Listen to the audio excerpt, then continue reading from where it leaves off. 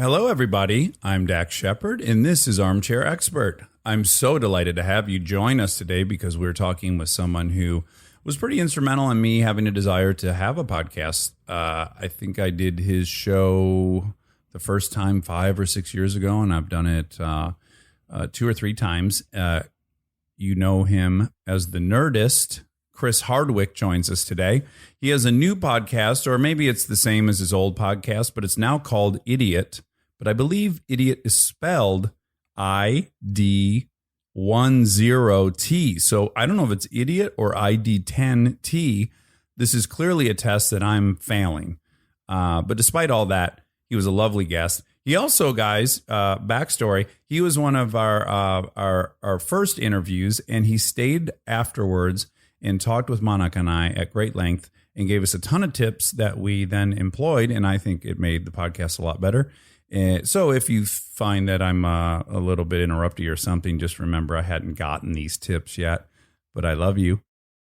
We get support from Quince. Have you been wearing the Quince linen shirts?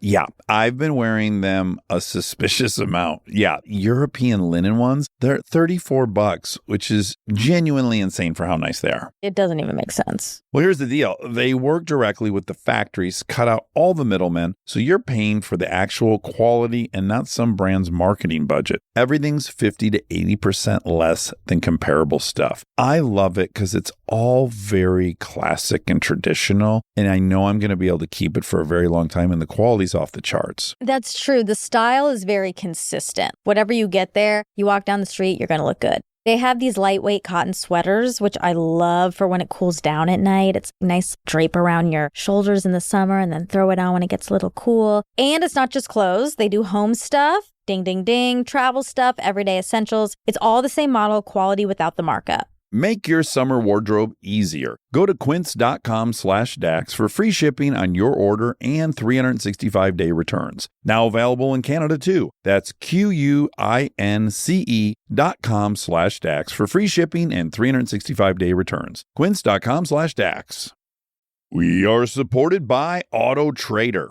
All right, if you've been putting off car shopping because it sounds like a whole thing, buying your car online on Auto Trader makes it way easier, really. You can shop tons of cars online, compare prices, check financing and trade-in options, all from wherever you are. And if you want to start online and go to the dealership for a test drive, you can do that too, really. What I like is the flexibility. Start online, finish at the dealer, or the other way around. Your info stays with you, so you're not starting the process from scratch. Plus, you're working with local dealer listings, so you've got real people helping behind the scenes. And when you're ready, you can pick up your car or have it delivered. Really. Buy your car online on Auto Trader. Really. He's an armchair expert. He's an armchair expert. Chris Hardwick, Dax Shepard. welcome to my podcast. Thank you for bringing me into your podcast loft. Full disclosure, we're doing some remodeling of the main house from which we do the podcast, and all the power was cut to the main house so they could work on it. And I was assured there would be power run to the guest house where we do this podcast. Have you ever done a house before, though? Have you ever renovated a house? Not of this scale and size. Well, just so you know, most of the things that you were told are not true. Yeah. Or you'll show up one day and it's like, why did they tile that wall? It's not unlike talking to a director of a movie they want you to do for the first time. So they're like, oh, absolutely. Yeah, you can have a mohawk in this movie. Whatever you want. Yeah. You know, they just want you on board. Yeah. Likewise, yeah, when you're talking to an architect or a contractor, they're like, oh, you'll be in by Christmas 17, no problem. And that's not the case at all. Yeah, so suffice to say, when you arrived, I was in quite a state of disarray. I had gone and gotten my generator out of my garage at home, and I'm running extension cords up to here, and I'm deeply embarrassed and humiliated that you had to see me Not at in all. this state. We have one light, which, because it's winter hours, it's going to be dark when we're recording this. Yeah, it's like, it's 4:28 p.m. So like within minutes it'll be pitch black I won't be able to outside. see you, and I'm hoping that adds to your confidence in sharing very I'm hoping that revealing you things. wait a minute. Can I just pitch an idea to you? Yeah. You should do all future podcasts where it's pitch black to see if people like reveal anything more intimate about them. Yeah, because you're just in the dark. High degree of anonymity In the pitch dark black. with Dax Shepard. Darkcast. I bet there's already a Darkcast that talks about that talks about witchcraft Renaissance weapons. Yeah. Okay, we were on the same bit. We were in the same bit neighborhood. Yeah. They would eat turkey legs for sure. Giant turkey legs, drink mead, know how to throw an axe at a stump. So the first thing I want to talk to you about is you have a very, very successful podcast, and I have been a guest on it a few times now, and I love it. I would imagine one of the liabilities of doing a podcast is that a lot of the people you interview then have podcasts. And is that the main liability? This must be so. So they're like, well, I did yours. Exactly. So you got to do mine. Which is bullshit because you don't go on like Letterman and then go, Dave, you owe me. It's like, no, I'm Letterman. You got the deal's complete. You needed to promote something. I don't owe you anything. Your podcast is that big that you don't owe anyone anything. Yeah, you're incredibly generous because you did my friend Michael Rosenbaum's. Yeah, and that was super fun. But I have to say, well, first of all, I like you a lot and you're super funny. And I like being on a podcast because like I said, when I got here, I just recorded one for mine and I said, it's so great to not be in the driver's seat. I love sort of just going wherever you want to take it because then I can feel the difference. It takes so much pressure off. And it's quite a journey from having had tons of practice being interviewed than being the interviewee or interviewer.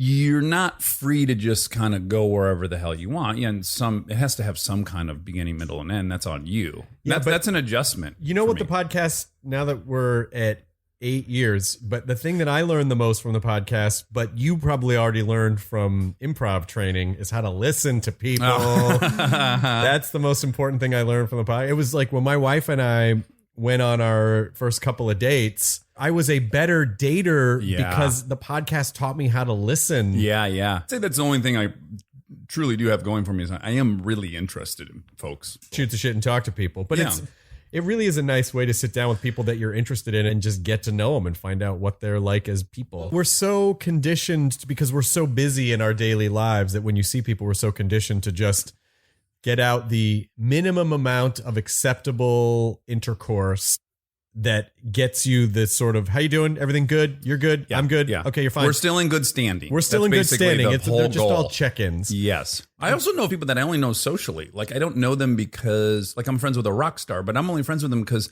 his kids go to school with our best friend's kids. So he's around a lot. But, I don't know anything about him other than, like, we went trick-or-treating 5 times together. Yeah, but so if you were to sit down and talk, you got to have that person on I did. Yeah. Who was it? Pete Wentz. Oh, nice. Yeah, he's really nice. Oh, God, he's like so nice. I told him I have to remind myself hourly when I'm around him that he's a rock star because you would forget he's just so humble. Yeah, and it's like you almost where you kind of get angry and like, hey, could you fucking toot it up a little bit? Kick something over at this kid's birthday party. Have a tantrum of some kind, please. Tell someone to fuck off. Go into a coke-fueled rant and then fuck my wife, would you? What are you doing? She's been standing here for hours. Seriously, you're not using this properly. Well, I read that you, and this is another fun thing about doing is you invariably read shit that's incorrect. As happens to me when I go on things, they like I was on Stern. Most things on the internet are not true. Yeah. I was on Stern, and they, I assume, went to this website, Who Dated Who, right? So he wants to get into like my past girlfriends. Well, half of them are completely wrong. They're people I've never even met. Sure. And it sounds like I'm just trying to avoid the question, but genuinely, I've never dated those people. But that's the research they did, right? And it just seems like I'm deflecting, but I just really didn't. You're like, no, I did not date Sarah Ferguson. Oh, you know the weird ones that I'm rumored to have dated? Tara Lipinski.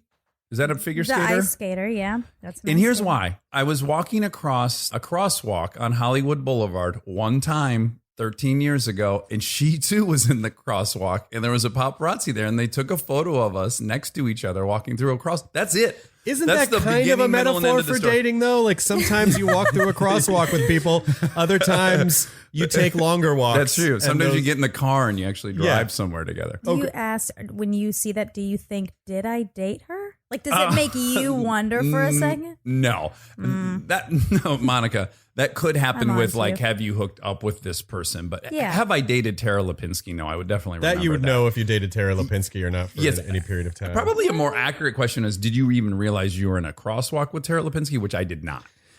And then another one is Ione Skye. I happened to be seated next to her at some charity poker event a dozen years ago. And again, we've dated. Do you have any of those? No. I mean, I've had little bits of dating here and there, but I've been such a serial monogamist. Yeah, I it was wrote like- that on a piece of paper. Totally true. It's like 3-year relationship, 7-year relationship, 3-year relationship, marriage. Literally the term serial monogamist. Yeah. I like being in a relationship. Yeah. I have dated before, but I feel weird about dating. Yeah, it's very, very uncomfortable. It feels strange to go out with one person one night and then go out with someone else a different night. It just feels weird. Yeah. And I have done it. I'm not saying I haven't done it when I was younger. I only did it once in my life too. Now, I was with a girl for 9 years. We had an open relationship, so I did have sex with people. I'm not denying that, but I never went on a date, and I basically never had gone on a date my whole life until she and I broke up. So there was like a year window between her and Kristen where I did date people. Yeah, and I felt like a serial killer feels going out with weird. one gal one night and having a great time, and then you go out with another gal like 4 days later and have an Or equally great time. if someone, well, now, I mean, I didn't really date much when there was texting because it's Right. But or Tinder. Or but if something. someone texts you while you're on a date with someone, like stuff like Oh, that just yeah. feels weird. I mean, Yeah. if it's part of the agreement and everyone understands this is not, this is allowed, it still feels kind of strange. But even when that's communicated and that's the understanding, it's still bullshit. It doesn't feel right. And I just like getting to the stage where you're in your jammies with someone and Yeah. you're watching, Yeah. the movie Parenthood for the Sure. 150th time. Yeah. Well, I was an accidental pull. But I do watch that movie once a How year. embarrassing. I do watch for that me. movie once a year, though. That movie. You know I'm in the TV show. I do know you're in the now. TV show. Okay, great. Yes, great, I great. knew you were in the TV show. Oh, and that makes sense because one of the other facts I read about you is that you really like Steve Martin. I do like Steve. Yeah, and so he is the star of Parenthood. He is That- the star that of Parenthood. holds. And Mary Steenburgen was at the Critics' Choice Awards the other night, Yeah. and I wanted to walk up to her and just say, "Hey, I watch Parenthood once a year," and then I realized, like, what's she gonna say to that? Like, she didn't ever. She actually would love it because my wife's on a show with Ted, Yep. and so we've hung out with them a bunch of times, and probably the nicest, coolest woman in the biz. Did your wife have to do the thing? We all did something for. It was like an NBC promo. Like earlier this week? Yeah. Yeah. And I had heard. Oh, and Kristen shot one. Of I'm those. sure Yeah, she yeah. did Did. because I think because I was hearing stories about Ted Danson. I have a very hard time with his last name. Do you? You mean that it sounds like Ted Danson, like Dancin? Yeah, There was a band called Ted Danson. Or who was on Who's the There Boss? really was. Who was Tony on- Danza. Yes, Danza, Danson. Those are rough And for then me. Danzig. I mean, can these guys get together already? What's Glenn the- Danzig. Yeah. Who oh my god. When I get my feathers ruffled that I have an interaction with somebody in the real world that is very awkward, right? I have to remind myself of how many times I was awkward with famous people. One of them being Glenn Danzig, who I got on an airplane with at one point, and I was behind him, and he had like 3 buddies with him. And Glenn Danzig, have you ever seen him in real life? Yeah. He's shockingly short. Yeah, I mean, he's like not- it'll really he's not take a- your breath away. Right. Because as a kid, I grew up, he was a monster. He was like scary as hell, and he's Yeah. built like shit. Doesn't he wrestled an alligator in one video? Do you remember Yeah, that? probably. Yeah. So I was picturing, a humongous fella, and he's very, very short. Mm-hmm. So I said to his buddy, "Wow, Glenn Danzig's he's short, huh?" And he goes, "Yeah, and you're fucking tall. Who gives a shit, motherfucker?" I was Yeah. like, oh God, Yikes. this is the thing that Glenn's really sensitive about, and I just went straight at it. I just bullseyed it. Yeah. Usually, and this is just a good rule of thumb for people in general. Okay, good. Usually, the first thought you have about a celebrity or their name or their appearance, whatever, they've heard it. They're aware. Yeah, I've been punished for those indiscretions I had. I met Gary Cole at an audition once. A great actor, Gary Cole. Been in a million things, but you'd know him from Office Space or Brady Bunch or a million other Oh things. yeah. So I said, "Oh, hey, my friends and I were talking the other day about how you get you and Gary Coleman." And I sort of say Gary Coleman. And he goes, "Gary Coleman? Yeah, I know." And and he was cool about it, but I had to be reminded, like, I'm doing the thing. I Yeah, know I'm yeah. doing it now. You know, Yeah. it's just human. It's just human. Yeah, you don't have any prior experience that has prepared you for this interaction. But I met Steve Martin last year a couple times, and he was great. He was. I did a movie that he was in, Baby Mama. Yep. And we had a lot of time hanging out on set. And I found him to be more serious of a guy than I would have thought. And I'm not saying that in a negative way. He's a pretty smart, serious individual. He's a pretty straight arrow, and he's also shy. Like if you Yes. read Born Standing Up, which is if you were even kind of a Steve Martin fan or a fan of comedy, stand-up, whatever, you have to read, or actually even better, listen to the audio version because he reads it. Oh, so that's when he great. kind of reads a lot of his old bits, he's kind of doing a lot of the bits again. Oh, that's cool. So yeah, but a lot of comedians are pretty serious people. Yeah. Just because you're like really, when it's go time, you can be huge, loud, and bright and shiny doesn't necessarily mean you're that way. Now, you were born in Kentucky. This is true. Yeah. That part from the internet is true. Okay. And then you moved to Memphis, Tennessee.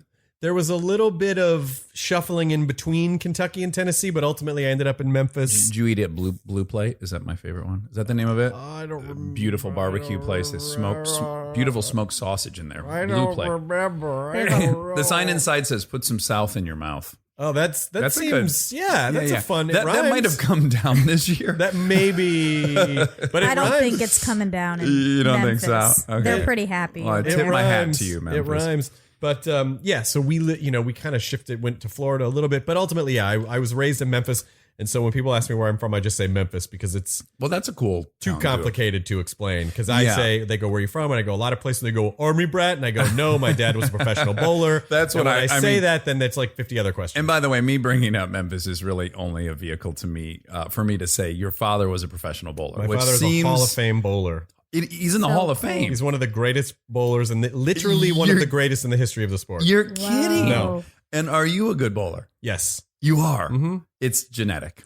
Well, I could bowl from the time I could walk.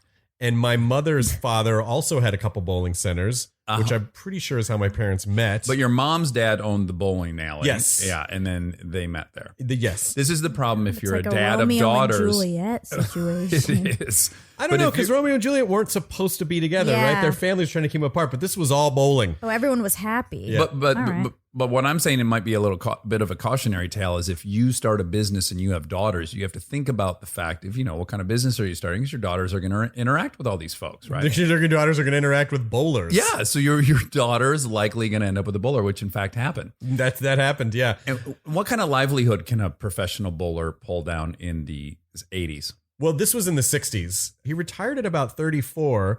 So he was like 17 to 34. He was on the Pro Bowlers Tour. Uh-huh. And Wow, then 17? 17, yeah. And so Was he getting a lot of ass on that tour? Or were there a lot of female bowler fans? well, yeah. I mean, yes, because at the time, bowling was actually a very premier sport. In It this was country. televised, right? Like it was on televised. NBC It was a and very cool thing to do. And then in the 70s, it started to slide a bit. And so what's interesting about the financial gains of bowling is that the money in bowling has weirdly not gone up at all from the time that my dad was on the tour. That doesn't shock me. So it's actually even like the greatest bowlers on tour right now, if I understand correctly, are clearing about like 300 grand. And you can make that in one fucking golf match. Yes. Yeah, by not even placing in the... Yeah, exactly. Fun thing about this podcast is that at the end of all this, Monica will go and check everything we've said, and then she'll give the real data. So we fact check at the end of our podcast. Interesting. So people, if they Yeah. stay tuned, they'll find out exactly what a professional bowler currently makes. I think I the will. top bowlers make in the 250 to 300 range, and that's like those are the top guys. There's just those are the Michael Jordans of bowling. those are not there's not a lot of money in it, unfortunately. But isn't it? It's all about the endorsement game, I would imagine. But even so, like a lot of the money from bowling before, if you owned a bowling center, which my dad did until he died, was league bowling. Leagues right, were right, huge. right, yeah. And then at a certain point, it started shifting, and it became like cosmic bowling, and like leagues dropped off. But then people would come and go to a bowling center like a bar, like a club, and the lights would be flashy. I hate all that shit because it just I need to focus. Right. But yeah, so you that's like when an it shifted. old fashioned I need analog. I don't mind an automatic gas score. lantern. I don't mind. Yeah, I need gas lanterns. I need steampunk. I need bowling spats. Yeah, wooden bowling balls. Did you ever see Racing with the Moon? That great movie with Sean Penn and Nicolas Cage. Is that the bicycle movie? No. No, they're about to go to World War II, and Sean Penn gets his girlfriend pregnant, or rather, maybe Nicolas Cage gets his. It doesn't matter. I was thinking of they Breaking work at a Away. bowling alley, and they work at one where they had to reset the pins. Oh, yeah, I those have are this the old days, yeah. Nostalgia for that. Based Yeah, solely on those that are movie. the old days. But I love bowling. I love being in it. Like if I walk into a bowling center, the sounds and the you smells. call it a bowling center, not a bowling alley. Why is it uncouth to say bowling alley? So what's interesting is that what is not interesting to anyone but me. You've said bowling center more times in the last 5 minutes than I've heard my whole life. Well, now you will also. I probably it's gonna will. stick. Yeah. But it's just like in any profession, how if you understand what the vernacular is, every word, the nuance of every word means something slightly different. Well, a bowling alley is a very seedy place. I got A you. bowling alley is like, it's sort of like the difference between going to a pool hall and a billiard club. So it's like if you go to a bowling alley, that means pretty seedy. Yes. If you go to a bowling center, that's a family place. So when my dad and my grandfather had bowling centers, it's like these were safe places where you could take your families. Yes. And that is different No than a one's bowling gonna get- alley, which is where you are likely to get shot. well, Was their thinking. I was just telling this to somebody this weekend that, I grew up in kind of rural Michigan. Yep. The bowling alley in town was this amazing opportunity to see adults acting like fucking animals. But because there were arcade games there and they sold food, everyone was welcome. There wasn't like an age limit, but always in plain view, there was a bar where people were getting shit-faced and Sure. fighting every couple hours. Right. Or slow dancing. So a lot of these songs, these 80s sappy love songs, when I hear them, I immediately go back to watching like really hammered adults slow dancing at 3 p.m. Love beer. I'm breaking me to my knees. Wait, sorry. I have a really quick question. Oh, that was before we get Def off Leppard. Bowling. Oh, thank you. Wait till she fact checks you and you find out it was Twisted Sister. That is 100% Def Leppard. Not how much I know. What is a good score for a professional bowler? Like someone who's really good. What does that I'll mean? take this, Monica. I'll take this. Is it 220? If you're bowling 220, you're a stud, right? Not on the tour anymore. Oh, really? So I wrote an article when I used to write for Wired. I wrote an article in Wired based on something my dad used to say, which is, bowling's gotten too easy because the technology has made all the scores higher. And so I did a bunch of research, talked to some companies, and found out that he was actually accurate. My father was like my dad had like the highest average on the tour in the 60s for a couple of years at like 212. Okay. And in the 60s, that was really high. Yeah. But you have to look at the material. This is where everyone's fucking falling asleep. Bowling balls are made out of rubber. The lanes were made out of wood. The pins were made out of wood. Now, if you go to a bowling center, the lane is bowling palace. The lane is actually not wood. The lane is actually it's a composite. It's a composite material with wood grain laser printed on it. Yeah. And the reason that that's relevant is because wood deteriorates Yeah, it and gets has to be grooved. resurfaced and has to be grooved. And then the bowling ball material now has a cover stock. They have glass particles in them. It's called a reactive resin, and they have glass particles in them. When the ball starts spinning, it creates friction. For lack of a better way, the pores on the ball open up a bit, so the glass particles then grab the lane and then kind of slingshot into the pocket and explode the pins.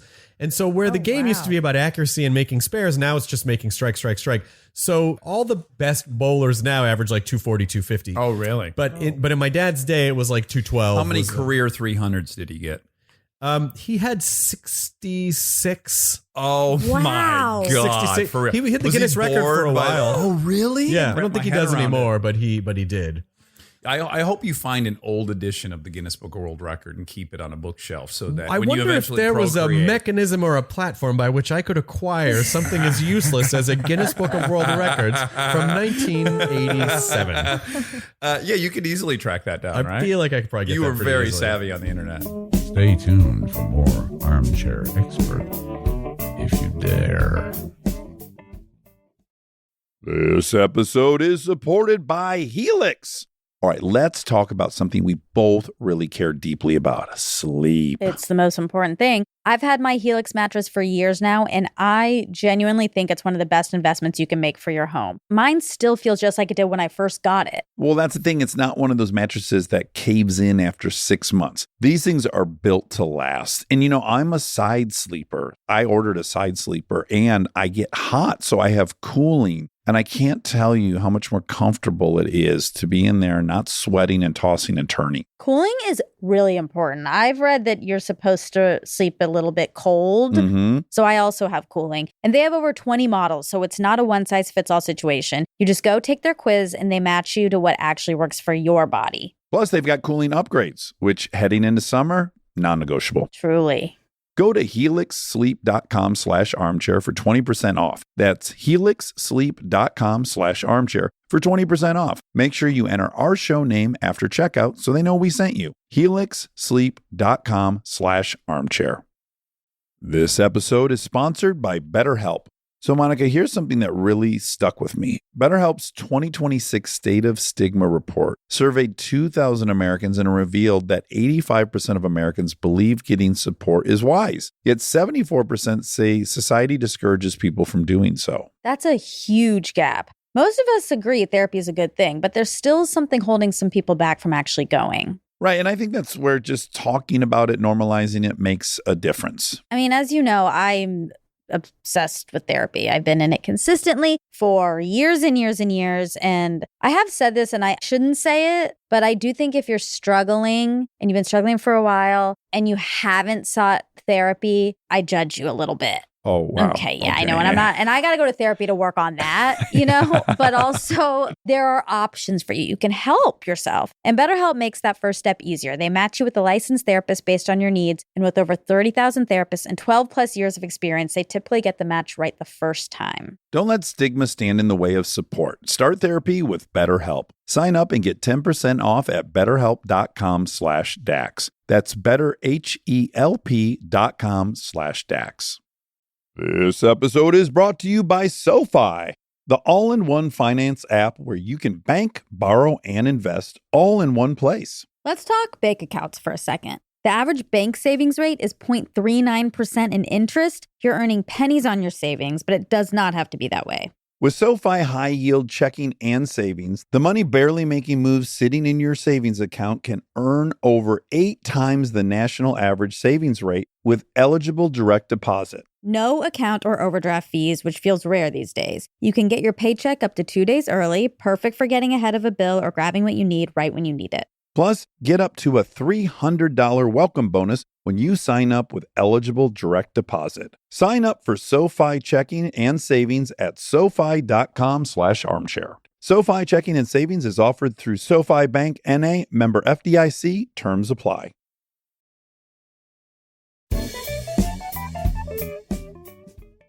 So your dad owned a bowling center and a bowling cathedral and in Memphis and then in Florida? No, that was my grandfather's. Oh, okay. Yeah. And then you eventually, and this is to me where things get dodgy if I'm you. You move from Memphis. Episode 7 doesn't know how to turn his phone off yet. Yeah, well, I was having that crisis. Chris is here. Do not do God. that. Yes, I Jesus. fucked it all up. You moved to Colorado in high school. My mom remarried. My parents divorced. My mom remarried the guy she married, who was a wonderful guy. We moved to Denver, Colorado for a few years. How did you get the one wonderful stepdad? That's that breaks the mold. I cannot tell you how lucky I feel. Now, both my dad and my stepdad both died, but he was a good guy. My stepdad, Jim, his name was Jim Hills. Great guy. And was he, I want to ask a silly question. Please, ask a silly question. He was Dishonor their memory. No. Now that I said they're both dead. My father has passed too, okay? Okay, Get over dead yourself. Club. All right.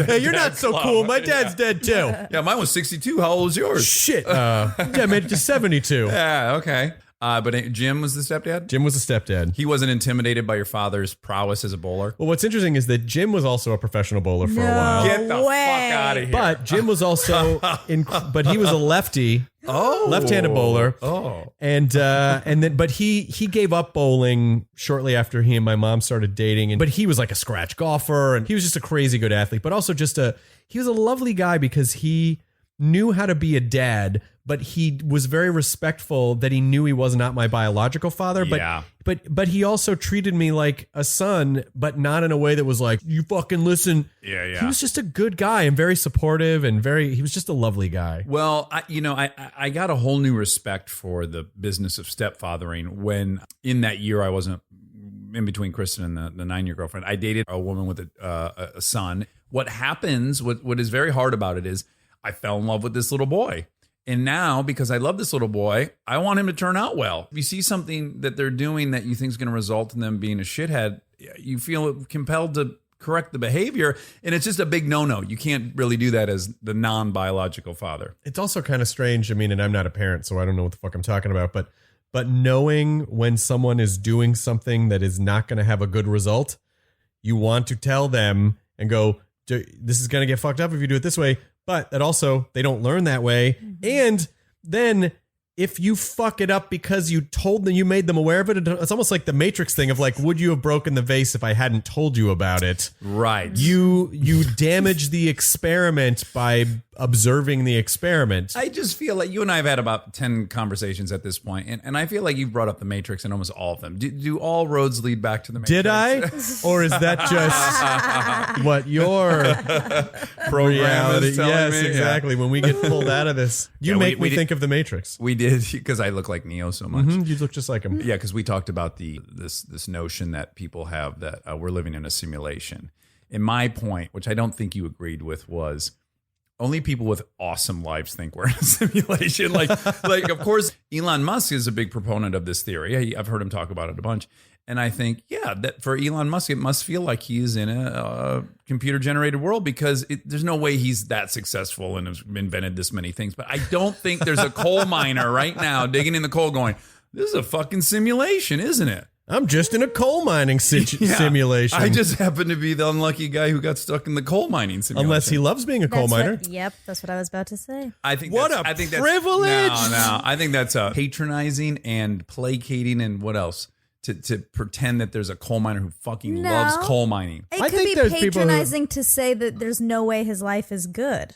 I didn't say his gotta life. side No. with- I didn't say his life wasn't good. I said the job sucks. Look, I've had those fucking jobs. I was a roofer. I detested corn. They weren't good, fun jobs. Can we Now, I may have had fun. call him out for saying that's a very narcissistic point of view, that just because he doesn't like it means that no one else can Yes, like it? please call him out always. they call you out, They call that naive realism in anthropology, that you can't comprehend someone in Africa doesn't want a microwave. Coal mining versus owning Teslas, probably. I think we can. We don't have to pussyfoot around that. It's probably better to own Tesla than fucking work in a coal mine and get black lung. Also, is it, Now I'm getting angry. Then Can there's you sort feel of then there's sort of the subtle difference between working in a coal mine and mining that type of fuel, and then an electric car. It's kind of a Yeah. deep, it's got an allegorical. So there's so much more, but I don't know. This is so I don't complex. know if we unplug from the Matrix and Elon Musk is a guy in a mailroom who's getting pistol whipped by a bad boss, and then he jacks back into the Matrix and he's like, I'm the smartest man in the world. Yeah. I've privatized space travel. I go to space. Let's make Saving the tubes planet. underground. So you moved to Colorado, Yes, sir. right? And that's for high school. Mm-hmm. No, I changed school districts in high school, and I found that very hard. Did I you liked find that it. hard? No, Oh, you did. I did because You're my a family. dick. Your stepdad ruled. You loved I know. changing a whole new high I know. school. Bowling. I You think coal mining's an awesome I job? think it's rad. I'm with you there. I do too. I think we moved a handful of times when I was growing up, and so this thing would happen with me where I was almost popular for being unpopular, in the sense that I was in chess club, I did play D&D, Yeah. and so in those days, in a pre-internet era, you really only could relate to like maybe 3 or 4 other people in your entire town, and then that was it. You did not have the joy and beauty of digital communities to Yeah, you connect couldn't with other find your people and tribe. support you. Yeah. So what would happen is we would move, and every time I would become, I don't know if this is going to make sense to you, but I would become Capital City Millhouse for like a minute, where I would be like, oh, I like people didn't think I was a dipshit. And then I would just slide back into my old, like I could not maintain. maintain the facade and all the obsessions with video games and sci-fi and stand-up Yeah. comedy, like things that most other kids at that time were not into. Yes. And I know it sounds strange to say that, but that's true. Most other kids were not into the stuff that I was into. And so it always gave me a chance to start over. Yeah. And I enjoyed that, even though I knew I was going to fuck it up. Right. I had a very, very steep decline. I was cool in junior high, and then I switched schools and started 9th grade with a short long. How can you not be cool with a name like Dax? Well, look, when you're cool, it works, and Yeah. when you have a really bad short long and bad skin, and you've grown 3 inches and lost 10 pounds, and you're named Dax, now it all backfires. Sure. Mine was like it went from having a blast in school to being miserable. Yeah. Oh, and in the worst, like during puberty too, Yeah. the worst time to not have I a was good time. 6'3" and 149 pounds, acne, and just the worst haircut you've ever seen. But I think, and I look back on those days, on those really awkward times where I felt like It sucks to be socially ostracized. I don't enjoy not liking other kids because I think they're into dumb things. And then when I look back on that, I think, well, that was so significant because if I had been popular in grade school, then I would have peaked because it wouldn't have occurred to me to be introspective in any way or really drive me to try to excel. Well, you would have ran the risk of being content. Like life would have been good. You would have had a bunch of friends and probably wanted to stay in your town. And then at a certain point, life doesn't get so easy and you don't have as many of the coping skills because things came very easily to you when you were young. Yeah. And I mean, I'm oversimplifying. Everyone has a fucking struggle, but ultimately, and then at 25 or 30, you're like, what the fuck? Yeah, and you don't know, No, yeah. I mean, in one of the Malcolm Gladwell books, it talks about... Which one? Blink? I can't even keep track. I've read them all. But there's a chapter on dyslexia. And for decades, it was known that if you were dyslexic, you had twice as likely to go to prison. But then they've later found out that you're also twice as likely to be a CEO of a company. So it's one of those things that like either it was Blink. Destroys you or makes you. Yeah. Yeah. So I think that's why I kind of tell people the things that you think are flaws actually make you unique. And those are actually weirdly your strengths. Yeah. The things that when you look in the mirror and you see some weird version or something, or you obsess on one thing, number one, most people don't also see that thing because they're obsessing about their own things. And number two, it's probably just sort of a weird conformist evolutionary piece of biology in your brain that makes you think like, I need to be this to be accepted. But then hopefully you start to realize like, no, that thing makes me unique. And that is the thing that makes me, that provides the strength that I actually need. But to your point about the biology, I do think people vastly underestimate the fact that we are the ultimate pack animals. Like we think of dogs, we know dogs are pack animals, and then we go, oh, because they're pack animals, we can train them this way. But we own them. Yeah, right, dogs? Good point. Nice Good try, point. Dogs. Yeah, my analogy breaks down completely now that I remember we own them. But we're even more social than them. You know what I'm saying? So you can do these things to a dog and go, oh, well, the dog needs to know right away. Is it alpha, beta, gamma? This is how you're going to train this dog. It has so much hard wiring to be social, to live in a pack, right? We have even more hard wiring for that. So but not just live in a pack, but I think a dog also has a drive to be in a social hierarchy. As do we, though. You look at every primate, which we are a primate, and they have the most clearly defined strata of hierarchy, Sure. And we too have that. So I think so much of our preoccupation about status and success and all these things, they're fucking carryover bad genetics that helped us for years. Yes. Well, because ultimately, I mean, if you really think about that, part of a human's biological directive is to preserve your genes. And I'm not saying that's all people are, supposed to do or meant to do, but I'm just saying if there's biological programming somewhere in our increase your fecundity limbic system that says, I have genes, I need to make sure and in order to do that, I need to be accepted by a group. In order to be accepted by a group, I have to have certain skills or I have to do things so that I can show and I think it's part of the reason why sociopaths are so attractive.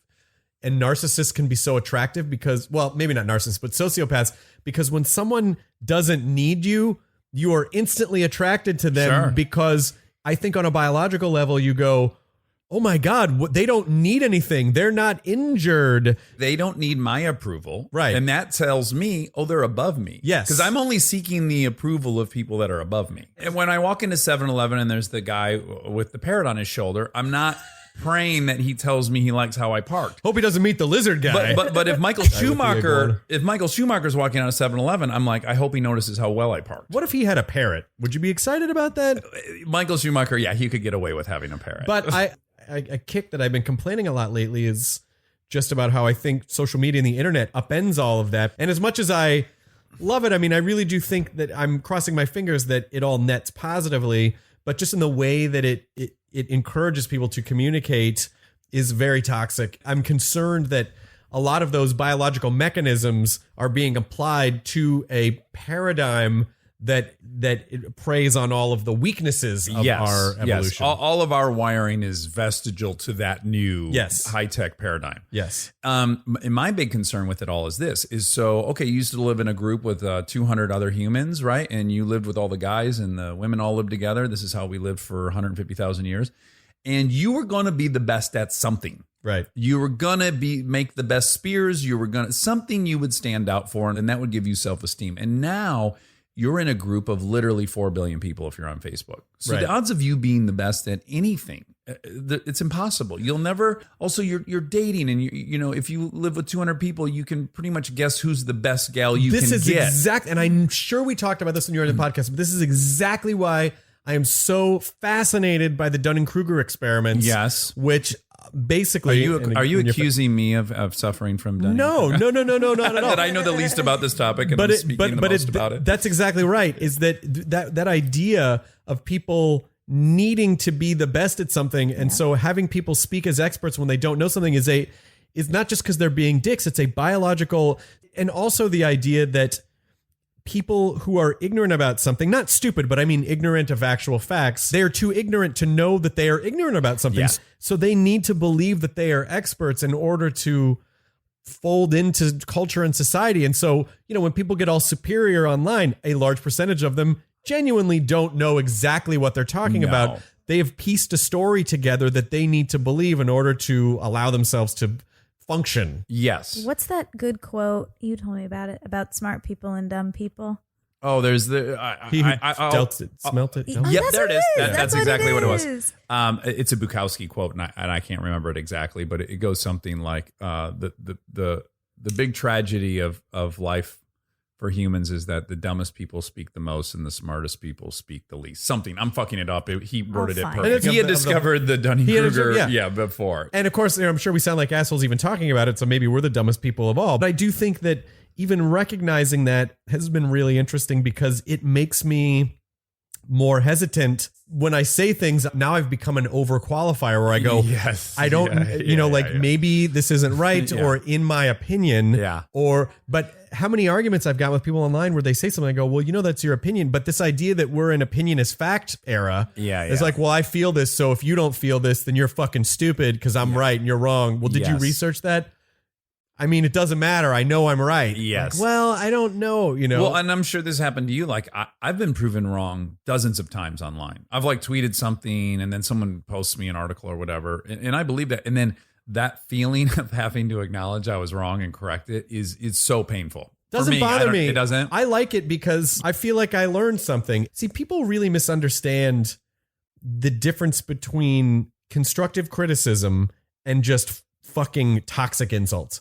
There's a difference between, oh, hey, I know you said this thing, but here's something that might enlighten Right, what right. oh my God, that's great. I'm so sorry. Whatever. I'm just talking to my ass. Thank you for teaching me something. Yeah. Versus, hey, you fucking idiot. Yeah.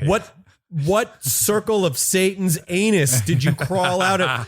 And then you go, that's really mean. And they go, oh, I guess you're not open to criticism. Like, no, that Yeah. was insulting. No, I didn't. I'm pretty sure 9 out of 10 people would have found that insulting. I feel like my experiences have not been that soft touch you just described. I feel like most of the times I've been proven wrong, there was a couple fuck yous in there. So it's been hard for me to swallow. It's largely why I always try to attack with kindness or let someone know, because ultimately I think everyone wants to be heard. Everyone wants to be heard because we all want to feel significant and connected. Even if someone's shitty to you, if you say like, hey, I understand what your point is. Yeah. I'm listening. I hear you. Yeah. I don't necessarily agree. And also, that was a little hurt. You're great at that. You are particularly good at that, and so is my wife. I will watch the way she disarms people when she's in these spats online, because she often is tweeting something that's semi-political or has something to do with philanthropy. It's not always the first thing I write. I will allow myself to write the "go fuck yourself" in the face tweet, and then I delete it. And then I, because I think it's important to ask yourself, is this just going to make my ego feel better for half a second, and then I'm going to hop on the bike and backpedal? Yeah. And if I'm going to backpedal, then I shouldn't bother with this. Yeah. And I should, and is there any truth to what this person's saying? Am I wrong? Am I a dumb piece of shit? Maybe I am. I can't remember. You're sober, but I can't remember. Did you 12-step or no? No, I went to a couple meetings in the beginning, and I did not connect with them. Yeah. And so I had a very good therapist, and I had a good group of fellow stand-up comics who, not surprisingly, a lot of whom have had substance battles. Sure. And so I did have a support structure, a couple support structures. Now that I've been sober for 14 years, Yeah, I noticed you're sober like a year and a month longer than me. yeah. So if now that I've been sober for this long, I find I'm still learning things about myself and sobriety. And I have gone to a couple of meetings that I really enjoyed, and I understand them differently now. Yeah. Because I understand. I used to think my problem was alcoholism. My problem is not alcoholism. My problem is sort of obsessive, destructive. Yeah, it's obsessive, destructive thinking, and it's control issues, and it's self-loathing, and it's all these things that alcohol was a manifestation of that. But the meetings where, a couple that I've been to, and I don't go to them very often, but when I do, I always kind of feel like, oh yeah, this is a thing. That this is just a common thing that. Well, that look, people have. it's so easy to go and focus on how different you are from everyone in the room. But if you can focus on the things that you have in common with people, whatever. By the way, I could care less how people get sober. For the record, however they do it. Yeah. But for me.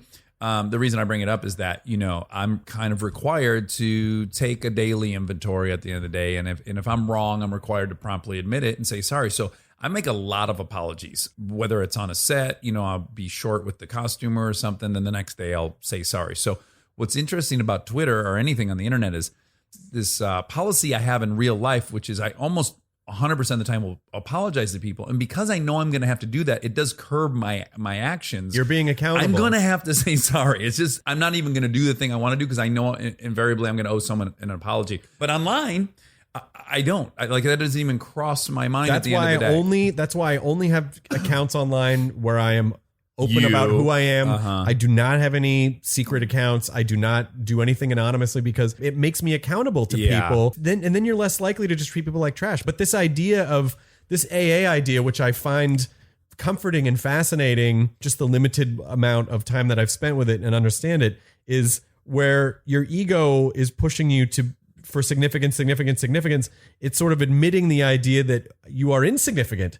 That is incredibly comforting. Then it relinquishes the idea that you are in control or have to control everything. Yeah. The clearest case of that happens kind of regularly is like, you believe you are absolutely at war with another driver, that they're trying to kill you and you're trying to kill them. And then at some point you get to pull up next to them and you realize that they're either on their phone or they're like fucking brushing their hair. Awareness of they don't know whatsoever. You're on planet Earth. Yeah. It's so humbling when you discover that. There's another version of that, which I know people who are listening and everyone has been a victim of, which is you see someone at a party that you like and you don't know them very well, and you say something, maybe you crack a joke or you say something, and then you get it stuck in your head, you leave and you go, I shouldn't have said that. Why did I say that? Yes. Why did I say that to that person? They fucking hate me. Yes. And then you build this whole narrative that is just being filtered and fed through the lens of your own self-loathing and insecurity and your own baggage lenses. And then you either call them or email them the next time you see them and go, I am so sorry I said this thing. And they go, what are you talking about? Like they're thinking about themselves, or they didn't know that, the narrative. Oh, I'm the best storyteller about how bad I fucked up. I got to say that's when I'm most creative. These theories I concoct, the things I said to people, how they took them, now what they're doing in response to that. As you say, it's completely in your head. It's fake. But because I have worked the steps and I've had to call, most of the people I fucked over during, decade plus of being a drunk, more often than not, I call them and I apologize and they go, oh, well, that's nice that you said sorry, but I didn't give a shit. We were all fucked up there. Whatever it is, it is always 1,000 times more powerful in my mind than, not always, often it's more powerful in my mind than it is theirs. And then what you learn from that whole process is, oh, I'm apologizing for me because I'm the one carrying it. That person's not waking up in the middle of the night remembering the time I stole their Vicodin out of their dresser. You know what I'm saying? But I am. And that's why you apologize, because it's too much to carry around all these things that you fucked up. If you have an active imagination like we do when we're writing a narrative, it's just too exhausting. I just have to kind of clean the plate at the end of every day, Yeah. And it's interesting to me because I had great parents. My dad was, he went through. Did he drink he too did. much? Yeah, he did. So did mine.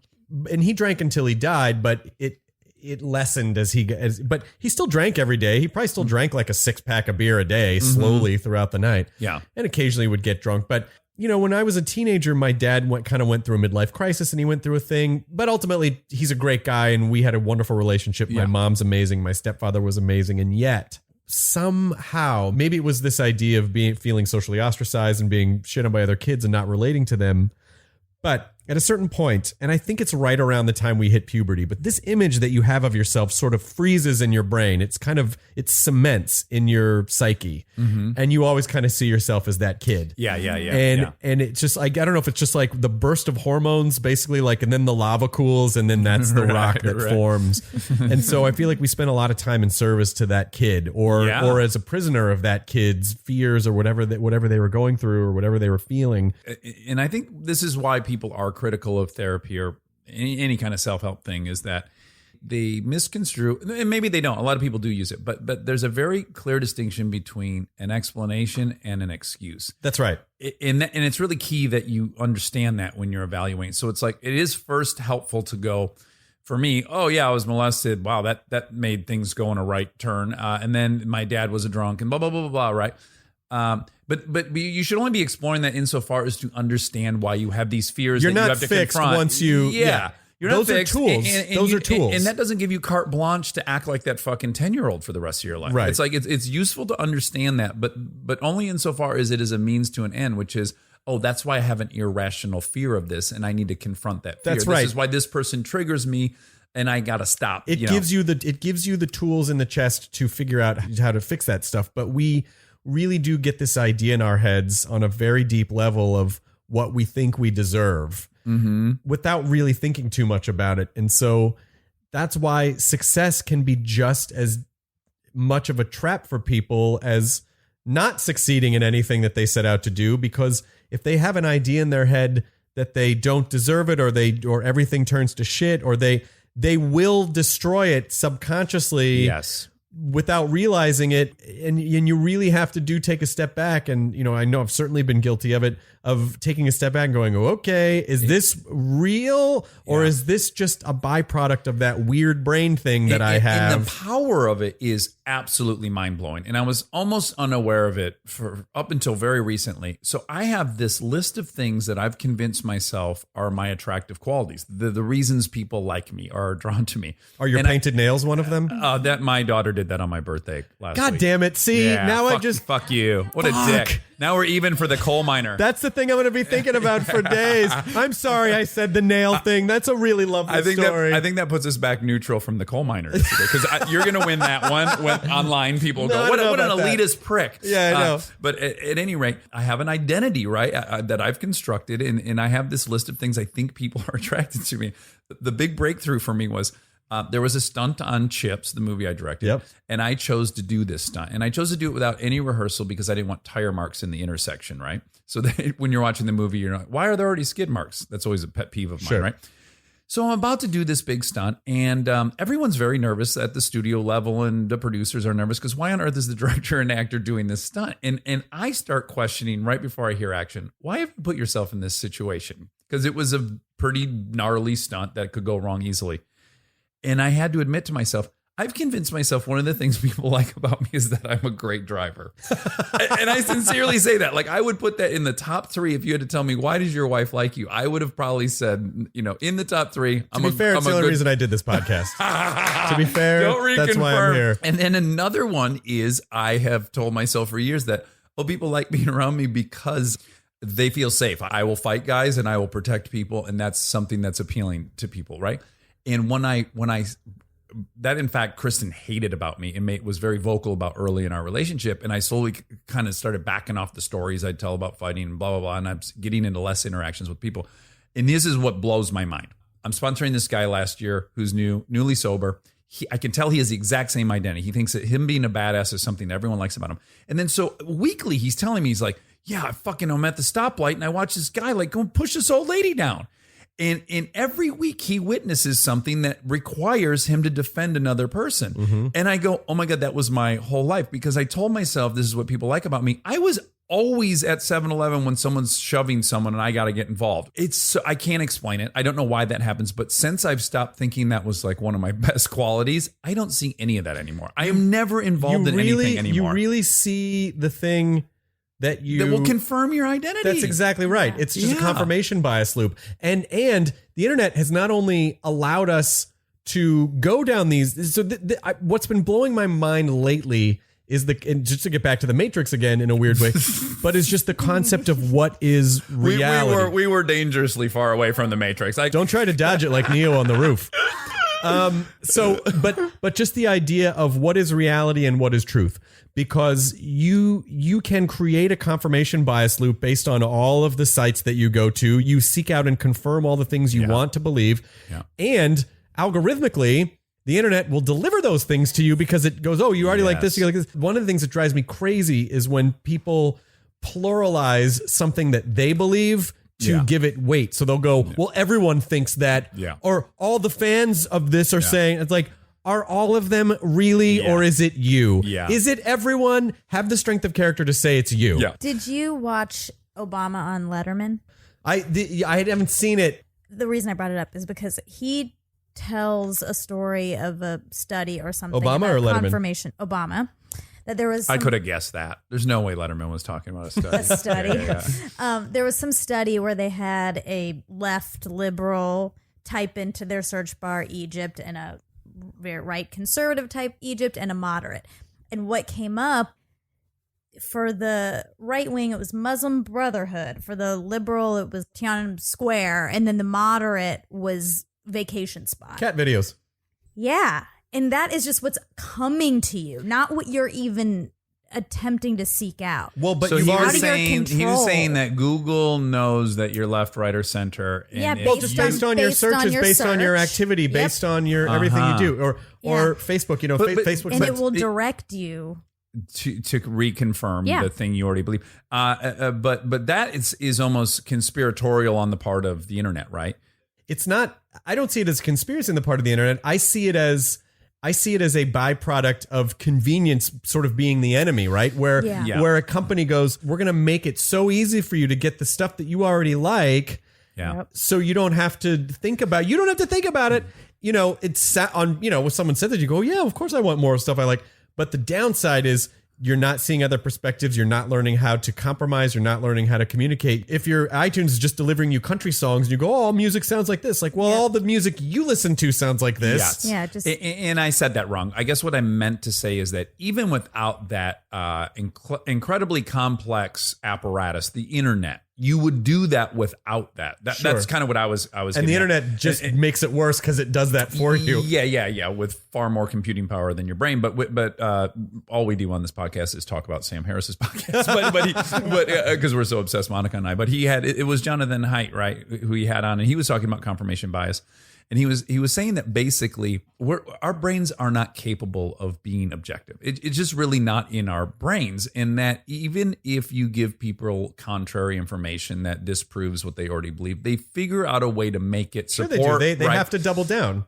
Yes. And then the point he made, and then this goes back to AA, which is he said, but systems can be very objective. And that's why the scientific method works. That's why the community of scientists and peer review, that can accomplish something objective. Sure. That if we all rely on this system and it checks our own work and it co-pilots ourselves, that you can approach objectivity. And that's why I like AA, simply because you have all these other people and you start believing all this shit. And then you hear someone else say the exact same thing and you go, oh, right, I do that. And then this system ends up helping you approach that. Yeah, systems are agnostic.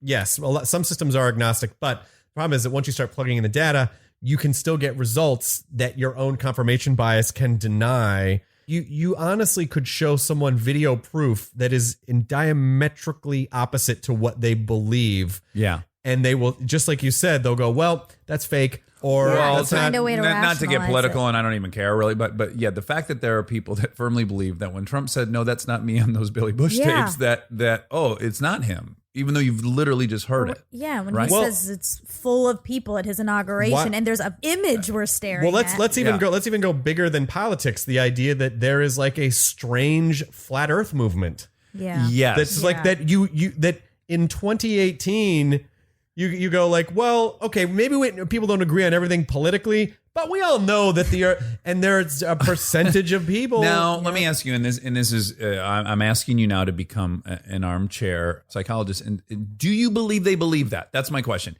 Do you really believe they believe the Earth's flat, or do you believe that they enjoy being a part of that movement so much that they don't give a fuck if the Earth's flat? I think it's a toss up. I don't think everyone has the exact same reason.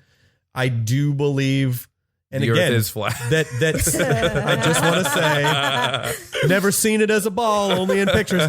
But again, if someone starts going down the right rabbit holes and they are open to suggestion, that it is not difficult, because I do believe conspiracy is the religion of the 21st century. Yeah. And the reason that conspiracy is such a religious thing for people is because the more information that's out there and the more shit that our brains are trying to process, the more information there is to create a world that we can understand. And in order to do that, we have to fill in gaps so that there are not logic gaps, and it's very much the same way that we look back and go, in ancient Roman times they thought there was a god for everything. It's so stupid. Yeah. But people do that kind of shit now, and the internet is there to take them down those holes to support it. Well, the explanation I heard for the appeal of conspiracy theories, which I really loved, I want to say I heard it on that Hardcore History. Have you ever listened to that? I know the podcast you're talking about.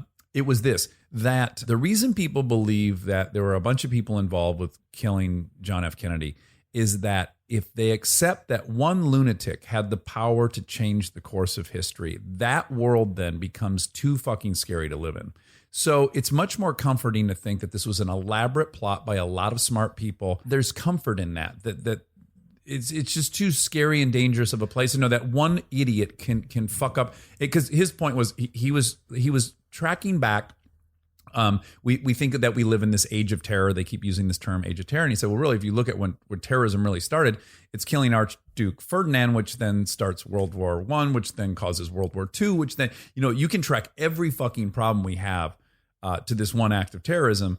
And there were conspiracy theories about that. But on even larger scale, it's the idea that most people, in order to survive, are not comfortable saying, I don't know. But why is this thing happen? Why is the moon? Why is this? How come that? I don't know. Most people aren't comfortable with that because that feels too chaotic. Weakness. Well, it feels like weakness too to say I don't know. But it also feels like, oh, well, if nothing has any meaning and everything is random and chaotic, then why do anything? And it is. Not that I'm saying the world should go to AA, but just the idea of... Well, they should. I'll say it for you.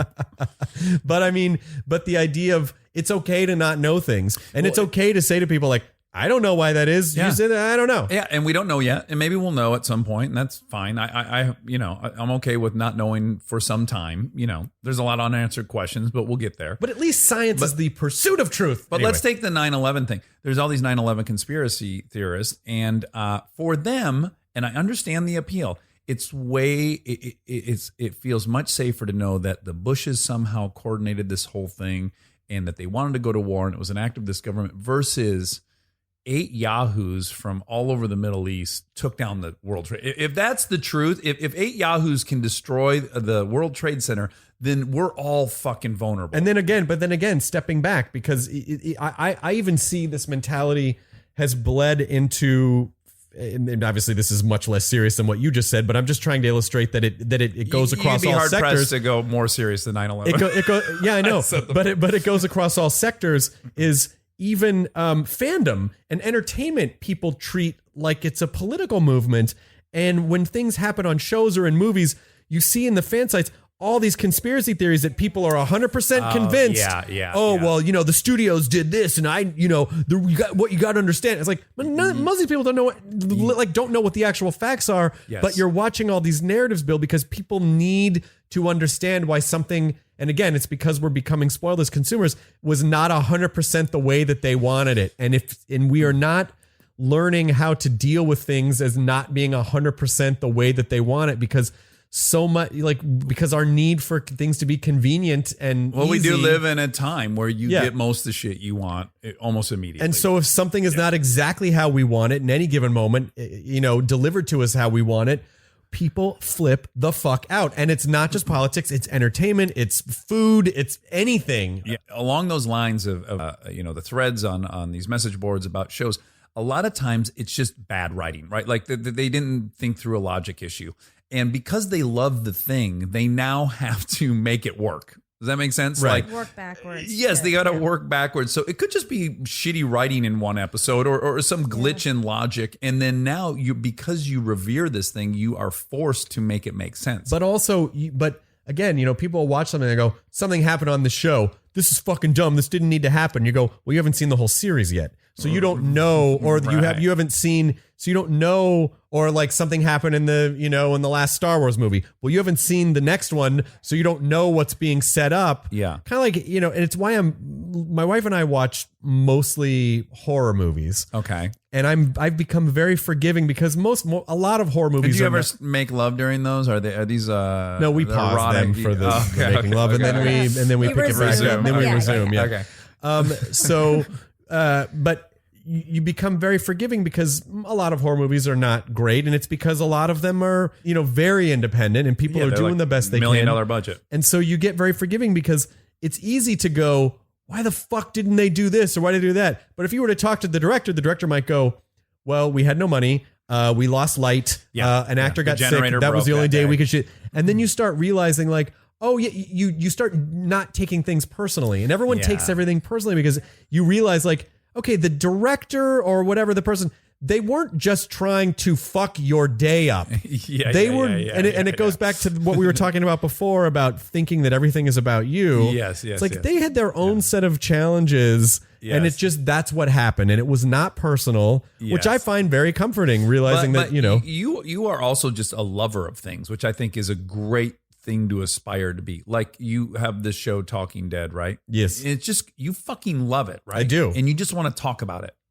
That's true. And I would get shit more so in the beginning for like, well, you're not critical of the show, and why don't you call things out that aren't good on the show? And it's like, but I'm going to theorize something here. Sure, I'll let you hypothesize. I will, because then we'll form a I feel theory. like I've been on both ends of this spectrum, which is you have pretty good self-esteem. I don't know about that. No, I mean, I know what you're saying, but He's telling you no. Yeah, you do have good self-esteem. Don't Dunning-Kruger me about my own personality. I guess let me start at another angle, because clearly I'm not finding purchase on that argument. So what I'm going to say is that as I felt that this business we're all in was very out of my reach. Mm-hmm. Like when you and I met, you and I didn't have shit, right? I was in the third level of the Groundlings, and you were doing stand-up. Yeah, where no one was coming to shows. Right. So there's no... That reminds me of something so funny. My sister brought over today a pamphlet of a show I did 20 years ago this August, and it was myself, Melissa McCarthy, Ben Falcone, Nat Faxon, all these people now that are working. Oh my God, and so I text Ben Falcone a photo of it, and I said we should do a show this August 20-year reunion. And he said, yes, let's remember to book 2 showings and have to cancel one. That's exactly what happened. But when I was very outside of this whole thing that I thought I was never going to be a part of, I was way more critical of that thing because it was a system that didn't include me. So I was trying to find error in that system. You had to, because it helped you feel better about yourself. Yes. Because if you have to admit that just maybe you weren't right to be working yet, then it puts a lot of pressure on yourself. And maybe that's true or maybe that's not true. Like I would gather information about actors who basically I loved, but I was jealous of. And then I would tell people all this time about it. It's so embarrassing. But like Vince Vaughn, he was my favorite, like Wedding Crashers. I was like, this guy's amazing. Yet I would tell people that I don't never even met the guy, but I would hear little things about him. Like maybe he drinks too much. I would tell people that. Like I would just do all these things. Because you needed to make sense of why he was famous and successful and you were not. Yeah, or I just had to have something on him because I was so fucking jealous of him, you know? It like puts the ball in your court a little bit. You're not even on the court I've at all. claimed some little piece of power over this thing I have nothing to do with. And so all I'm saying is that you're in a very good position to be a lover of things. I've always been that way, though, you're saying? Yeah, and everything I do, like my podcast or at midnight or anything is all about like celebrating and supporting. And I think I actually have remarkably low self-esteem. I beat myself up. I get very critical of myself. I always think everyone hates me. Yeah. So How do you feel about your looks? I'm not crazy about them. Yeah, me either. And so Is anybody? I don't. Is anyone crazy about my looks? I don't think so. Your wife, presumably. I'll fact check and I'll find out. No, please. She'll find thousands. No, Yeah, you know, I'll find and so, I'm not you know, like crazy people, about like I've seen stuff written about me about Talking Dead where they're like, we got to understand Hardwick is contractually obligated. I'm like, no one has ever said I'm not contractually obligated to speak positively of Walking Dead. I don't have to do anything. Right. I just choose to be positive because I love the thing and I'm very close to everyone who makes it.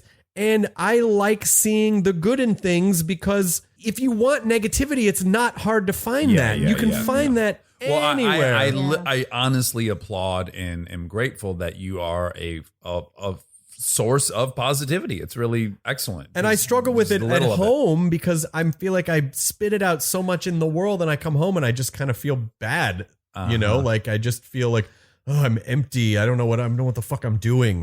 But all right, so I'm going to accept that you have low self-esteem, okay? But I am going to ask you to compare your current self-esteem to your self-esteem when you and I first met. Well, Dramatically different, yes? that was so tainted by alcohol. You have depression as well? No? Sure, yeah. I mean, I'm not on medication for it or anything, but Okay. I recognize when I'm going through Right. like, you know, Lows. little. I'm fortunate enough that it's not to the extent that I can't function or I can't Right. get out of bed or I Yeah. can't, you know, talk to my wife. Like I have it to a degree where I feel that sort of, it just feels like there are weights on your soul Yeah. and there's no bright light. Yeah. And the future is going to be worse than the past. That's exactly generally, right. Yeah. That's exactly right. So, but at the time I was just so clouded by alcohol. I can't even say exactly how I felt because none of it was real. right.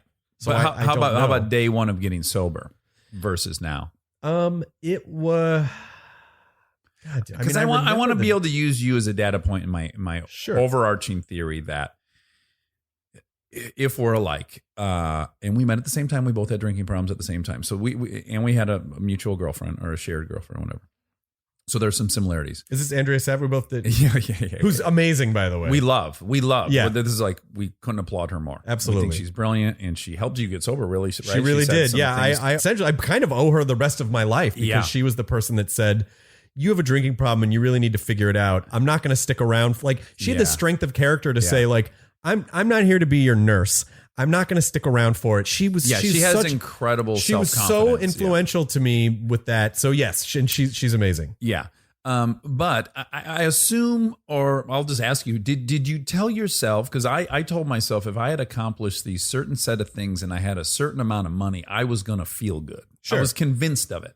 Yeah, I mean that's that thing that I feel like I joke about a lot, which is this sort of the filling the hole thing, where there is a hole in you that is not related to the external world, but you will try to fill it with external things. Yes. And it's almost like they're in two different planes of existence. And so you can throw money or success or alcohol or sex or whatever there, and that all stuff just all phases through the hole. Yeah. And it doesn't fill it. It just falls through the hole. And all the stuff that fills the hole is you getting to know yourself better, forgiving yourself. It's like, it's all of that annoying self-help shit. Yeah. For me, like when I broke down that word self-esteem and I started thinking like, oh, self-esteem comes from doing esteemable acts, you know? And as you do things that aren't related to status and money and all these things, when you go out of your way to fucking help somebody that it's inconvenient to you, you came to my podcast today. You're the busiest person I probably know.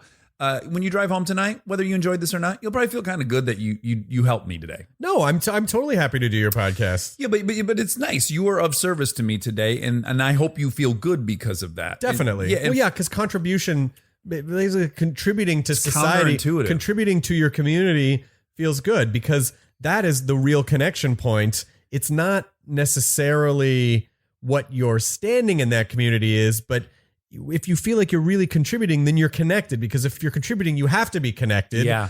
And that's being a part of something. And while you're doing those things, it's kind of hard to be thinking about yourself as much as I would like to. Yeah. Left to my so, own. Yeah. Isn't that kind of devices. funny? There can Yeah. weirdly be selfish reasons why you are contributing Yeah. to help other people. You should go, well, it feeds me at the same time. I'm a little Ayn or Anne Randian in that belief. I do think you ultimately are doing everything selfishly, but that's okay. But yeah, when you're hearing your friend's problem about their marriage or whatever, it's really hard to think about yourself, and it's a fucking nice relief to stop thinking about yourself. Yeah. Right? Yeah. It really is. It really is because we all need a fucking break from thinking about ourselves. I know. Well, this fucking guy right here. So you wrote a self-help book. I did. And what is the theory of that book? It was sort of looking at the way the kind of, and I know it's an overused term, but sort of the way the nerd brain works. Tell me what the nerd brain is. The nerd brain, common misconception is people always go, what's a nerd? And I'd say it doesn't matter whether you like Star Trek or action figures or esports or whatever it is, but the nerd brain is basically an obsessive brain. It will unnaturally obsess over something, but not just obsess, but also in the level of understanding. Like the true nerd brain will try to understand something deeper than any other living creature. And in a lot of cases, like use that information against other creatures. But in general, really try to understand the nature of something better than anyone else. Yes. And so when I quit drinking, I realized that I do obsess over things, and I do have this unnatural ability to focus on things. And while I was working on that, I realized maybe, like we were talking about earlier, maybe that weakness is actually an asset. Yeah. So if I know how to unnaturally focus on things, maybe instead of focusing on hating myself and drinking and destructive behavior, I will focus on constructive things. I will focus on creating things that I want to be a part of, so that at least while I'm learning about why I'm obsessive about things, at least the things that I will be obsessing over are constructive. Will be beneficial. It's saying to people like that laser focus that your brain has over things that you really are passionate about, you can use that to your advantage and capitalize on the anxiety and the obsession and try to flip it so that you are sort of forcing it to work for you rather than to basically destroy you. And do you have descriptive action you recommend? Because sure. Here's another great thing we heard the other day. We were listening to a podcast about a guy he's a New York Times journalist or something, but he's on numerous occasions lived a certain way for a couple of years as an experiment and then wrote about it. So he lived biblically for 2 years, like by the book, literally biblical. He tried to become the healthiest guy in the world. But at any rate, he said his conclusion after doing all these things is that it is a lot easier to act your way into changing your thinking than to think your way into changing your actions. Yes. And I think that's a very powerful thing. So when you're trying to use your powers for good, what physically are you doing? Like what steps does one take to do that? Well, so it's very helpful to collect data to understand how you approach the world, because I think most people just sort of they sort of believe that life just kind of guides them wherever they're going. This happened to me. Fuck, this happened to me. And I think a lot of people don't realize that even on a very microscopic level, there are very quick choices, and not all. I mean, I'm not trying to sound like a privileged piece of shit to say that if you've been brutally raped, this is excluded. Or any horrible tragic thing that has befallen you. I'm talking systematic about racial oppression. I'm talking about like little things day to day, or if someone's at a job they hate and they go, man, of course, this, I fucking didn't get that promotion. This happens to me all the time. Yeah. Then you sort of go, when I look at my own, I won't talk about other people. I'll talk about myself. Why was I not working? Why was I not getting opportunities? Well, because everyone hates me, or I'm not this, or I'm not famous enough, or I'm not this. Yeah. But then I start going back and I look and I go, all right, I did make the choice to drink every day. Mm-hmm. I did make the choice to play a video game instead of working on sides when I had an audition.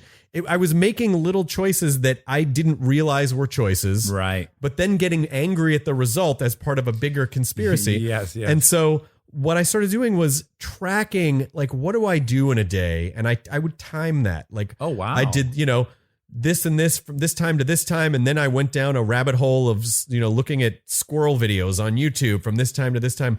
And what I found when I gathered all this information is, oh, wow, now that I have this data, I can manipulate this data, and I have more of an... minimally, you're getting an honest account of what the fuck you're doing. Exactly. Which because probably no one knows. A lot of times you just do things very mindlessly because you're on autopilot. Yeah. And so then I realized, like, oh, I can start to pilot this ship a bit. And I can't control things that happen in the external world, but I can control how I react to things, how I respond to things. I can change where I devote my energy during a day. I can, and so I basically focus. I just started accumulating data until I realized I got a much better understanding of how I approach things and how I do things, because it allowed me to then make changes in those areas Yeah. and move things around sort of, as modular units Yeah. to then start making healthier choices.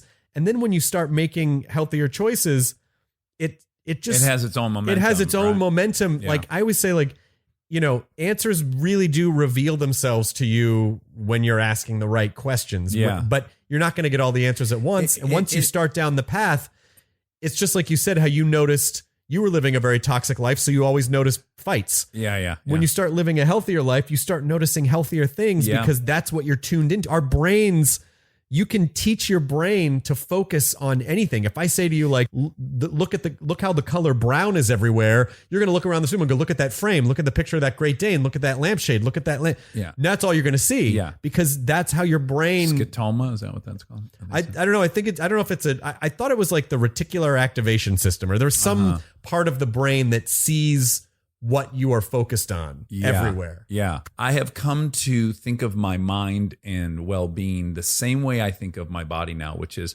my body will never be in a state of homeostasis. It won't just stay this way. It is either getting shittier or it's getting better. I Right. either have to, I'm either working out and it's getting better and better and better, or I stop doing things and it starts getting worse and worse. Well, and worse. everything's in a state of growth or death. Exactly. And so Growth when or you- decay, I should say. Yeah, and when you start thinking about your own mental fitness that way, of like, like as you say, you make this one good choice early in the morning, and that potentially will lead to another good choice later in the afternoon, and so on and so forth. Versus, I start my day and I eat a fucking s'more. Right. A bunch of bad decisions are probably going to follow that. Right. Well, because also a lot of things that you think are emotional are actually physiological. oh yeah. So if you are sedentary, or if you wake up and the first thing you do is put a lot of sugar in your body, it's going to affect your mood. Yes. And when it affects your mood, it affects the choices that you make. Yes. And when it affects the choices that you make, it affects your life and the lives of those people around you. And so it really is not that hard to see that if on a Monday you make a really bad choice and you just keep making those choices over and over again, it just creates, and it snowballs and becomes your reality. Did you happen to read Sapiens or Homo Deus? No. Okay. The second book, Homo Deus, goes a lot into this notion of self, right? And we think of ourselves as being one thing, self, myself. When in fact you have minimally two selves, one of them being your experiential self, and then one being your Twitter narrative profile, and then your Facebook profile. yeah. And then your narrative self. Sure. Right. So the experiential self will be on your phone looking at Facebook, and you can do that for 3 hours, and you're very happy doing that. That's your experiential self. But then you go to bed at night and you're now writing the story of your life, and then you're evaluating that day and you go, fuck man, I spent 3 hours staring at Facebook. And now that self is very unhappy with the experiential self's choices.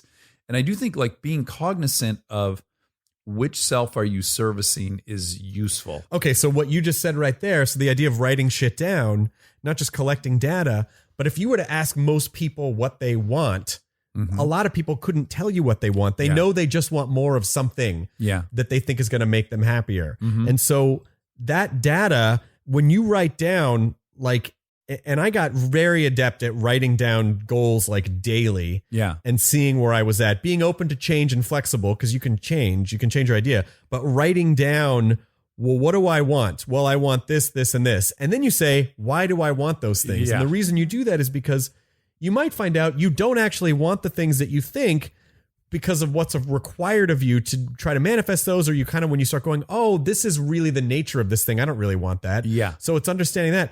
But I think the most important thing to remember is that whatever you believe about yourself is true. Your brain is designed to answer any question that you throw at it. And if you ask it bad questions, it will give you bad answers. Yeah. Why do I fail? Why am I a piece of shit? Yeah. Why do I always do this? Why does everyone hate me? Well, because you're dumb and because you're ugly and because you have no talent. But if you say, well, how can I do this better, or what can I learn from it? It empowers you to get the data that you need to then the second side of that is, this is the G.I. Joe, knowing is half the battle. The other half of the battle is actually applying that information. Yeah, one of my pet peeves is people who start a lot of sentence with, I'm the type of person who blank. And I feel like people say the type of person that they are quite often. That's not the type of person they are. And there's a line in AA, which is, I was upset that people were always judging me from my actions and not my intentions. Oh my God, that's That's it, right? I say that to you're people- not what you think you are. No. You are what you physically fucking do. Do you show up on time for work or not? That's exactly what I was talking about earlier, where people online will always argue at you about their intentions and not their actions. Yes. And I always say to them, like, your intentions do not justify your approach. They're not relevant. They really. don't. It doesn't matter if people go, I was just trying to is my least favorite fucking phrase because it's usually used as an excuse rather than saying like, oh, maybe I was mean, or maybe I did something that caused this situation, or maybe it basically it doesn't accept the responsibility. When you go, well, I was just trying. Very few people say, I would like to be chaotically evil today. Yeah. You know, most people have good intentions. Yeah. Just for whatever they think they need to do. Yeah. But what was your action? What did you do? Collecting that data is so valuable because it allows you to see yourself from an outside perspective. Once you put it into the material universe, you are able to look at it a little more objectively. Yeah. And go, especially the way you did God. it, which is numbers. So it's kind of disimpassioned by nature. It's just like, here are the numbers. Yeah. Right? Disimpassioned by, yeah. See, now I want to start doing bits. No, I was going to say Disimpassioned by Nature is my rap group. It doesn't matter. It was a bad bit. I regretted it the second I started it. Your improv training would have told me to commit to it, but instead, and then I would have been forced to fucking yes and. Yeah, that. you had to.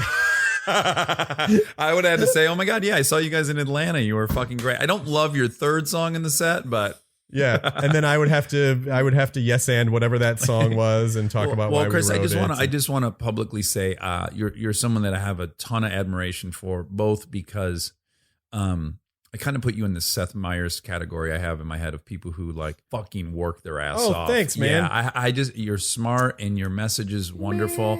And beyond all that, you're very open and willing to talk about the soupiness that led to all this, which I think is very helpful. I like talking about it, not just because I like to hear my own voice, but also in addition to that, fourth on the list past that.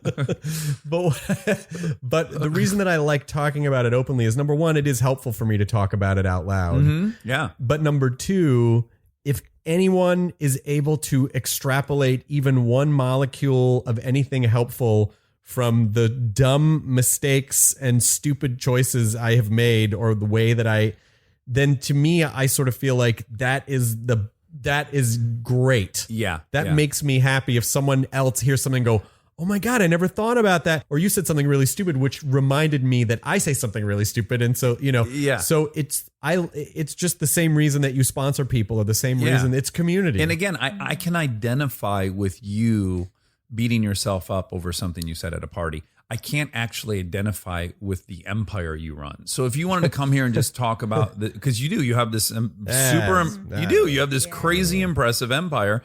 And if you were here to just talk about that, I'd be like, oh, great. I don't have a fucking empire. I can't relate to anything. But to know, you think your looks are so, and you second guess everything you say to somebody, that is hugely inspirational. And it's hard for me to picture people that don't. I just assume like, well, everyone thinks that they're about to get tapped on the shoulder and asked to leave the party. Yes. Even though it's easy for me to talk openly about it, I fall prey to it constantly, where I get caught up in my head about some dumb thing on the internet or something. And, my wife is she's a very optimistic, positive person. And then I kind of rain on the parade because I'm stuck in my head about something. And I then have to take a minute and go, oh, I'm doing the fucking thing. Yeah, your shtick. I'm doing the old classic, the old Chris Hardwick shtick. And even though I think I'm so right about something and I'm so justified, and I go, no, you can't. And Lydia's amazing at going because she's one of the fucking coolest people I know, but she's also not by any means a doormat. She's very accommodating. But she is also not afraid to go, well, there are two people in this relationship. And just because you want a certain type of experience right now does not mean that we both should have that experience. And I have to go, fuck. Yeah. Right. Yeah. Right. I so relate to that. And in fact, I now, through a lot of practice, when I'm feel myself building an intellectual case against something in my head, I now go, ooh, that's a red flag. Your feelings are probably hurt, or you are fearful of I something. am not that Jack just McCoy happened. from Law and Order. Yes. But I can feel myself preparing my opening statement to something to Kristen. And I go, oh, that's a bad sign. That means you're scared of something. If you would all think of the words Exhibit A, you're in a lot of trouble. It's time for you to go take 15 minutes out in your bedroom and just think about maybe what you're scared of. There's almost certainly Everything. something you're scared of in that moment. Everything. Well, Chris, thank you so much for coming. Thanks for one having me block on. from your house. I know, no, it's an honor to come on, and I'm glad that you're doing a podcast because, again, the more, first of all, you're super fucking funny, and the more people that are willing to talk about this types of stuff, mental illness, Yeah. and talk about it in a very normal way, Yeah. it just sort of destigmatizes it for people who feel like I'm a mess and I'm too broken Yeah. for anyone to love, and it just makes people go, oh yeah, a lot of people do this shit, and it's fixable. You can deal with it. Yeah. Well, I hope this stuff is the antidote to looking at your friend's Instagram page, which is curated, and you're literally comparing your normal life to this perfectly curated best moments their of their life. matrix ideal. There it Yes. is. Their yes. matrix ideal. Everyone's full of shit. All right. Well, you and I are doing our part. Thank you, Chris. Thanks, Dad. Thanks, Mom. Stay tuned if you'd like to hear my good friend and producer Monica Padman point out the many errors in the podcast you just heard.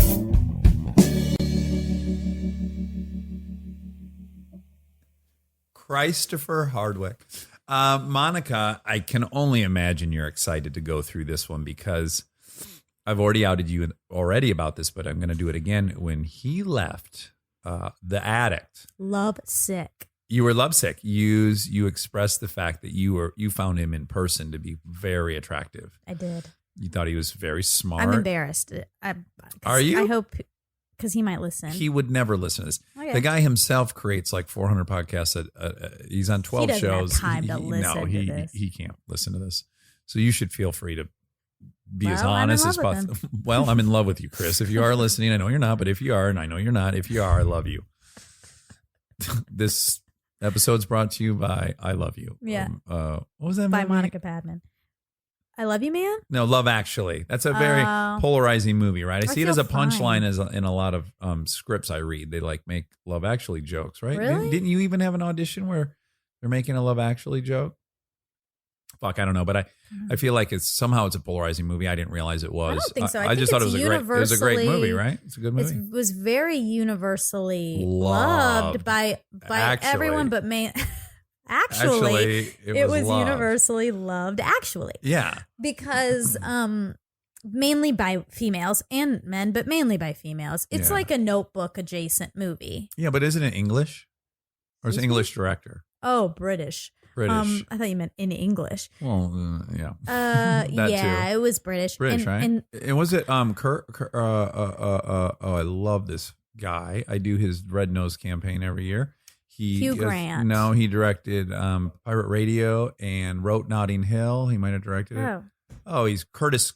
Oh, Fuck, I don't know. doesn't matter. I don't know.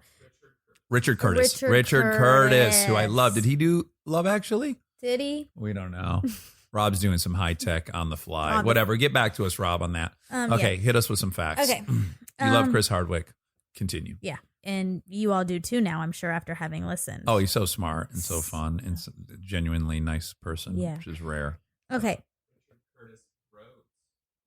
Oh, Richard Curtis He wrote Love Love. Actually. Okay. All right. You said you saw Glenn Danzig on a plane Mhm. and he was short. Yeah. To you. And I just checked and he is 5'3". That's short. Yeah. That's below the median height. That's for short. A man. That's a little taller than me. Also, as a kid, if you're watching Glenn Danzig on VHS tapes, he looks like a monster on stage. He was like super built. In his video, he wrestled an alligator. He would wear like a net shirt in his video with big pecs. So Ooh. it's just in my mind, he was like He-Man, and then in real life, he was short, which is great. There's Yeah. nothing wrong with No, that. No, not we at all. We love it. I only like short people Me too. mostly. Yeah. You're barely here. Yeah, you I am. can 1 barely foot tall. measure you. And Kristen, she's 5.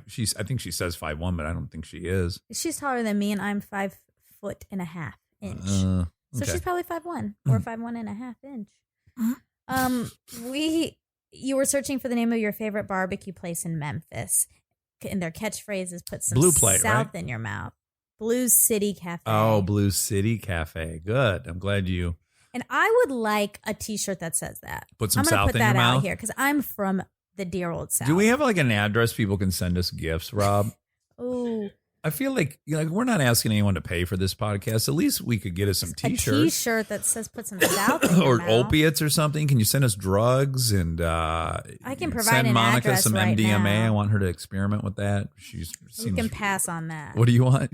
Prada shoes? What did you say? Yeah, somebody send me some Some Louis Prada Vuitton shoes. some fancy chocolate.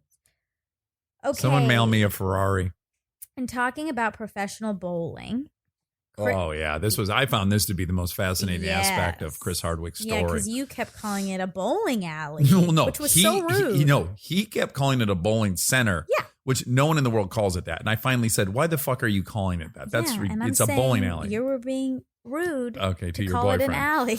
Okay. Yeah. To call it an alley. That's what they're called. You roll the ball down an alley. That's what the lane. Yeah, you but call. it has a derogatory. You think it's a pejorative alley? Yes, No. it has a derogatory Connotation. Yeah, it does. Bad Bullshit. shit happens no, in alleys. cool shit happens in No, alleys. Yes. bad shit. No. Most of People get murdered. half of Bukowski's raped. books are set in an alley. That's where you want to be. That's where the action's happening. That's Oh where the stories are created. Okay. All right, we're so off topic. Okay. All right, get to a fact. I am. Okay. Oh my God. Okay, so in professional bowling, Chris estimated that the amount of money current professional bowlers are making is equivalent to back then when his dad bowled. Like he thought it hadn't changed. at all. Oh, okay. And he thought the highest paid bowler would be making around $250,000 to $300,000. Uh-huh. And according to the Professional Bowlers Association, the Mhm. highest paid bowler last year earned $168,290. That is a bummer. Wah, wah. Yeah, I feel like if Yeah. you're the best at something in the I world, know. we gotta get that up. That's how professional bodybuilding was prior to Schwarzenegger taking over those things. So when he won the Mr. Universes, I think he won 5 cents. And then he took it over, and then now that prize money's up in that, it's a significant sum. He Yeah. he times 10x. Well, it's just weird that it went down. Well, I assume that parallels America's interest in bowling. Certainly, it's gone down from that's its true. height. That's true. Yeah. His dad still holds the record for total pins in an 8-block game. Well, really? And how many pins Billy was that? Hardwick. Billy Hardwick. He rolled 8 games. And let me just set the bar. So had he bowled a perfect 300 in all 8 games, he could have got a possible score of 2,400 points. Good What did he catch, man. get? 2,165. Damn. Yeah. That's a lot. impressive. Yeah. That's basically like he rolled 7 300 games. Yeah. Out of 21. Wow. Good for Bill. I know. Is that what his name was? Yeah, Billy Hardwick. Billy Hardwick. I bet Billies don't like being called Bill. Probably not. No. It sounds completely different. You get a completely One's a different cute little vibe. name, and one is like the sheriff, Yeah. Bill Buckman, Mm-hmm. or Billy the Kid. Yeah. Yeah. Racing with the Moon. Oh, You said you didn't know who got whose girlfriend pregnant of those two.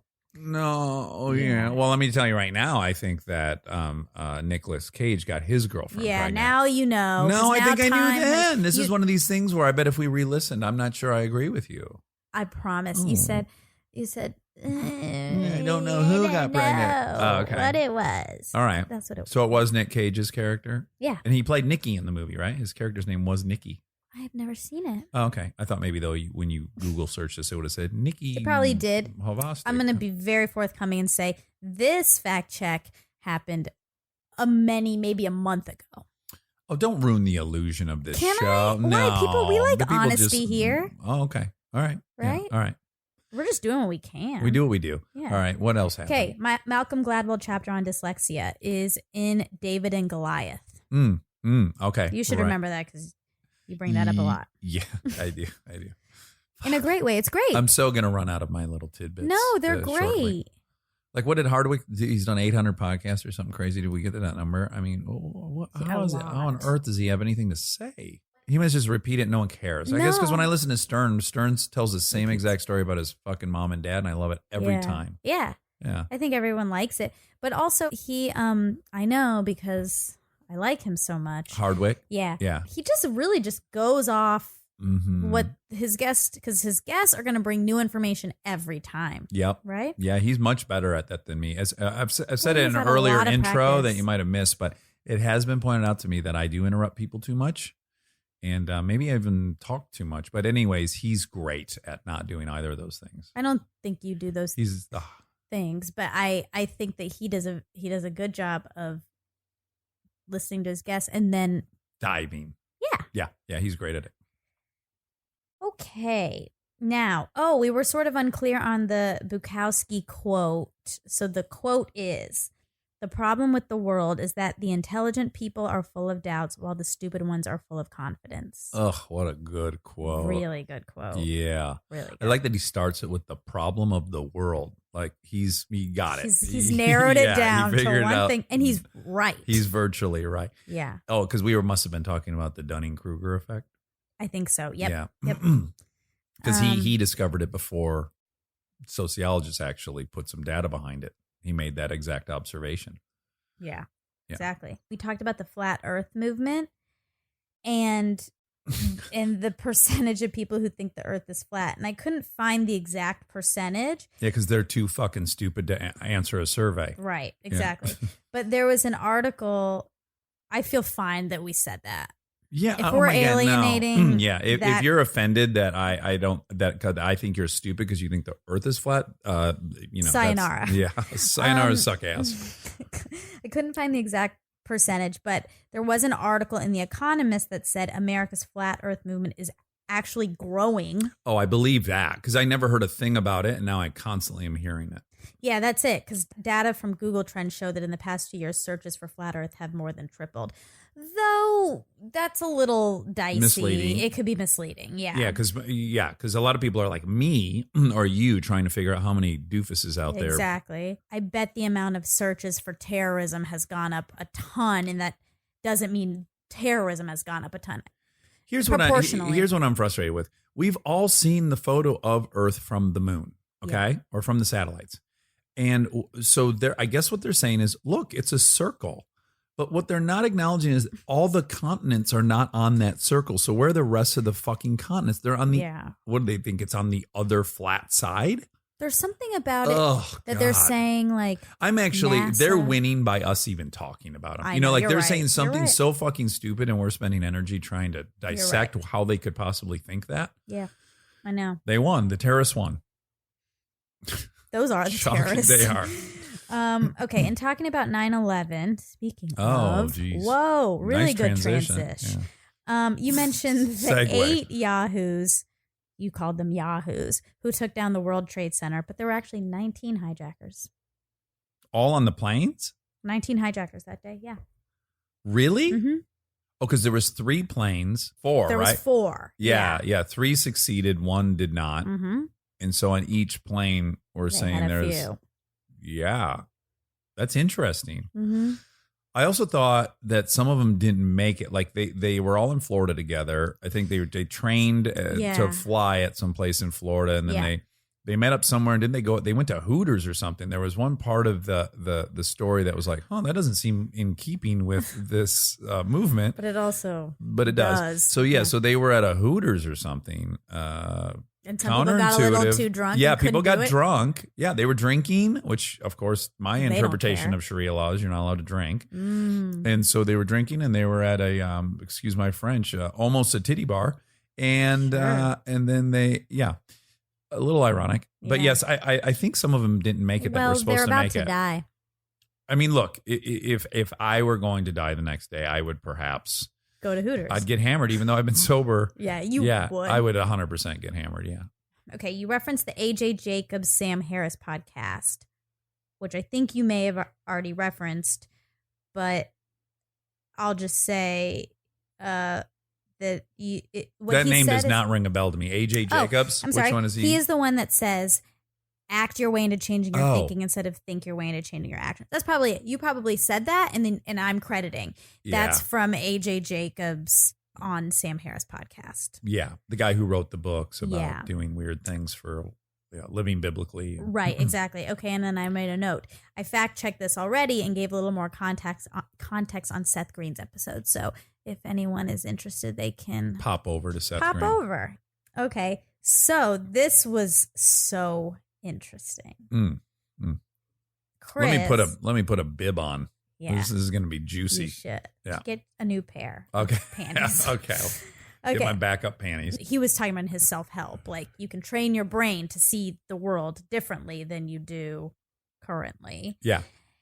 And he was saying, there's this thing that happens in our brain where if someone says the word brown, you automatically start seeing everything. And I said, I think that's called scotoma, Yes, which I might and- be wrong about. And you're wrong about that. I am? Yeah. What is scotoma? Bree told me that. I'm going to blame her for that. Okay. She's smarter than me. Well, I believed it. Scotoma is a partial loss of vision or a blind spot. So It's used metaphorically. It is, Yes. but not in Literally, it this. means a blind spot. literally means a blind spot. But if you have I've never seen the Star Wars, so that I have a pop culture scotoma there. Oh, okay. So it can be used as a general. See, blind spot. okay. So how it was explained to me and how I understood it, and I have looked it up now that you say it, and I realized that it wasn't at all what I thought it was. But then this is how I found my way back to it. So Bree explained it to me as you've never noticed how many BMWs are on the road. You buy a BMW, and all of a sudden you realize, oh my God, everyone has the same car Yeah. as me.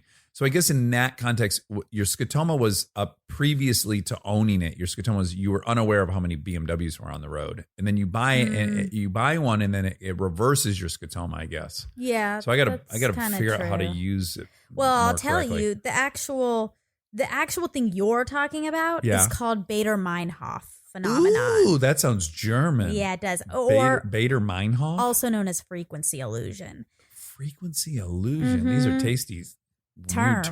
I've used them so much since I did this fact check. Say the German one again. Bader-Meinhof. Bader-Meinhof. Yeah. Mm.